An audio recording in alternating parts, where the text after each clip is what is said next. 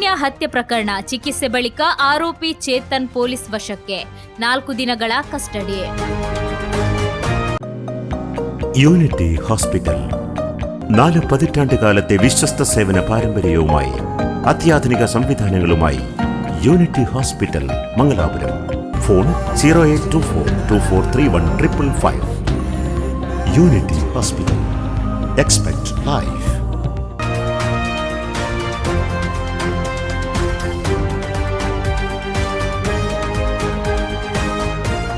July 16ರಂದು BC Road KSRTC bus ನಿಲ್ದಾಣದಲ್ಲಿ ನಡೆದ ಲಾವಣ್ಯ ಹತ್ಯೆ ಪ್ರಕರಣಕ್ಕೆ ಸಂಬಂಧಿಸಿದಂತೆ ಚಿಕಿತ್ಸೆ ಪಡೆಯುತ್ತಿದ್ದ ಆರೋಪಿ ಚೇತನ್ ಅವರನ್ನು ಸೋಮವಾರ ಬಂಟ್ವಾಳ ನಗರ ಪೊಲೀಸರು ಅಧಿಕೃತವಾಗಿ ತಮ್ಮ ವಶಕ್ಕೆ ಪಡೆದಿದ್ದಾರೆ. ಪೊಲೀಸರು ನೀಡಿದ ಮಾಹಿತಿಯಂತೆ ಮಂಗಳವಾರ ಆರೋಪಿಯನ್ನು ಬಂಟ್ವಾಳ ನ್ಯಾಯಾಲಯದ ಮುಂದೆ ಹಾಜರುಪಡಿಸಿ ಹೆಚ್ಚಿನ ತನಿಖೆಗಾಗಿ ಪೊಲೀಸ್ ಕಸ್ಟಡಿಗೆ ನೀಡುವಂತೆ ಮನವಿ ಸಲ್ಲಿಸಲಾಯಿತು.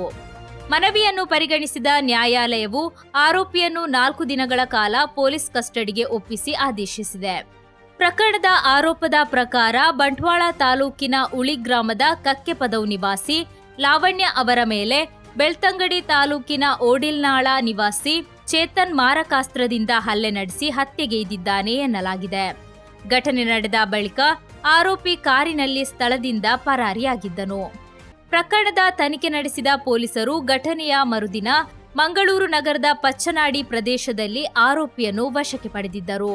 ಈ ವೇಳೆ ವಿಷಕಾರಿ ಪದಾರ್ಥ ಸೇವಿಸಿದ್ದಾಗಿ ಆತ ತಿಳಿಸಿದ್ದ ಹಿನ್ನೆಲೆಯಲ್ಲಿ ಮೊದಲಿಗೆ ಬಂಟ್ವಾಳ ಸರ್ಕಾರಿ ಆಸ್ಪತ್ರೆಗೆ ದಾಖಲಿಸಿ ಪ್ರಥಮ ಚಿಕಿತ್ಸೆ ನೀಡಲಾಗಿತ್ತು. ಬಳಿಕ ವೈದ್ಯರ ಸಲಹೆಯಂತೆ ಹೆಚ್ಚಿನ ಚಿಕಿತ್ಸೆಗೆ ಮಂಗಳೂರಿನ ವೆಲ್ಲಕ್ ಆಸ್ಪತ್ರೆಗೆ ಸ್ಥಳಾಂತರಿಸಲಾಗಿತ್ತು. ಚಿಕಿತ್ಸೆ ಪೂರ್ಣಗೊಂಡ ಬಳಿಕ ಆರೋಪಿಯನ್ನು ಪೊಲೀಸರು ವಶಕ್ಕೆ ಪಡೆದು ನ್ಯಾಯಾಲಯಕ್ಕೆ ಹಾಜರುಪಡಿಸಿದ್ದು ಪ್ರಕರಣದ ಕುರಿತು ಹೆಚ್ಚಿನ ತನಿಖೆಯನ್ನು ಮುಂದುವರಿಸಿದ್ದಾರೆ.